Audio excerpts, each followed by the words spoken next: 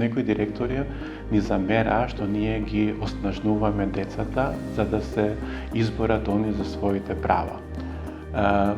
Различна е состојбата, различен е приемот, меѓутоа тоа мене што ми дава сила да го работам ова што го работам е реакцијата на самите деца. Одам во училиште и гледам деца кои со солзи во очите те слушаат и многу внимателно те пратат. Понекогаш не те прашуваат ништо, а понекогаш само те прашуваат што може да направиме, како да пријавиме. Не знаат ниту за протоколи, не знаат дека во нивното училиште има психолог, педагог кој е задолжен тоа да го направи.